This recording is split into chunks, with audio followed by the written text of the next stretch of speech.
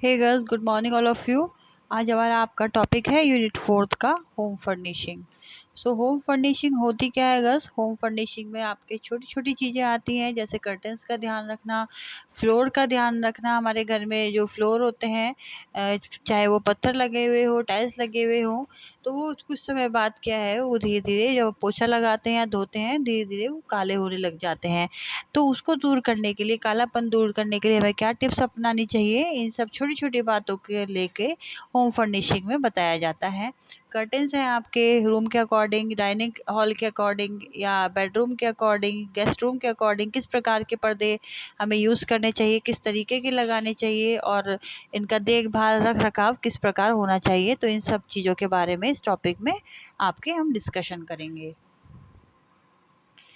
स्वयं का मकान बनने के बाद व्यक्ति के सामने यह प्रश्न उठता है कि स्वयं के मकान की परिसज्जा किस प्रकार की जाए। मतलब जब व्यक्ति एक मकान बनाता है तो उसके कुछ सपने होते हैं कि मैं अपना घर इस तरीके से डेकोरेट करूंगा, इस तरीके से ये चीज़ लगाऊंगा, मेरे घर में कर्टेन्स इस तरीके से लगेंगे, विंडो जो है मैं इतनी स्टाइलिश लगवाऊंगा, गेट स्टाइलिश लगवाऊंगा। तो हर एक व्यक्ति अपने बजट के अकॉर्डिंग जो है ये सारी बातें ध्यान में रखता है, और अपने घर को सजाने के लिए वो जो है स्वयं के मकान में जो उसका घर है उसको सजाने के लिए अलग अलग तरीके की चीज़ें यूज़ करता है।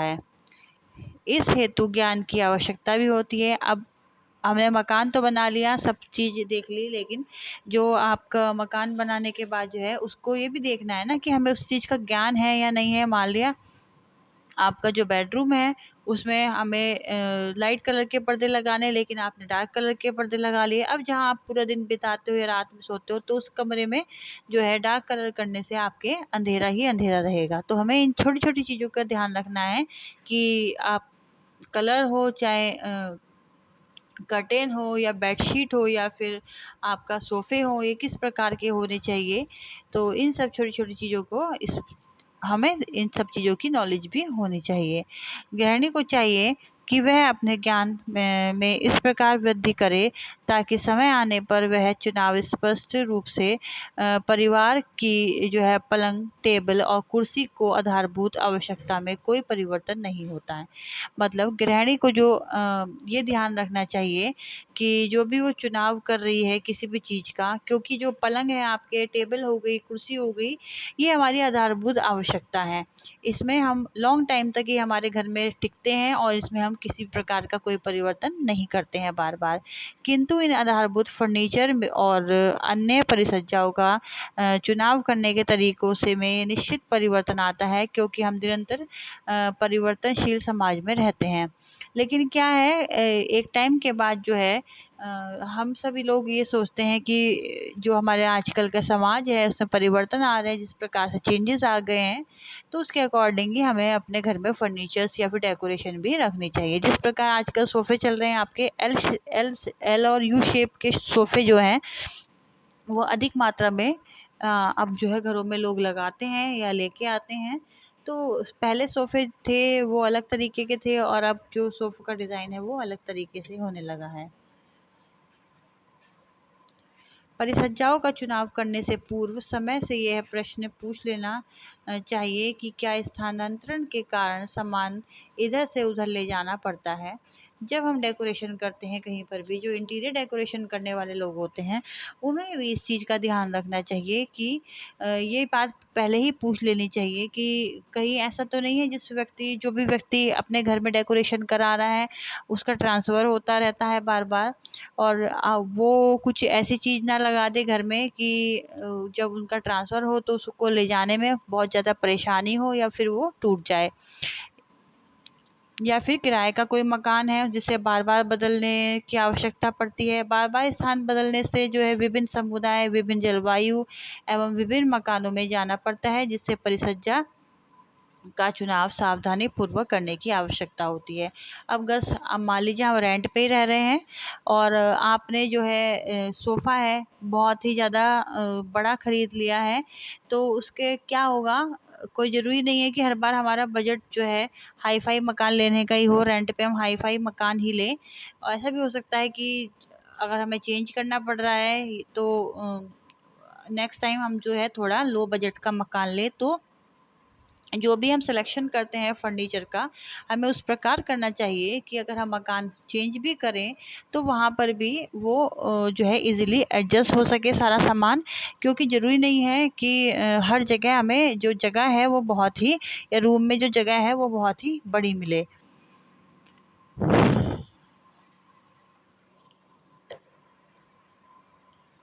फिर है आपका गृह परिसज्जा के उद्देश्य, या फिर हम इसमें इसे कॉन्सेप्ट भी कह सकते हैं, ऑब्जेक्टिव भी कह सकते हैं, दोनों चीज का मतलब एक ही है।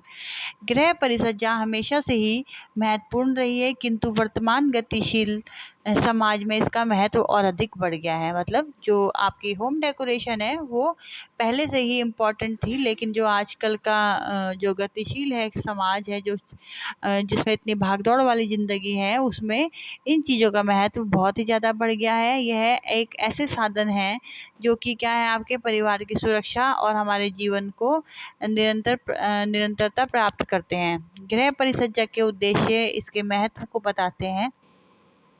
फर्स्ट है आपका इसमें सुरक्षा को प्रदान करना।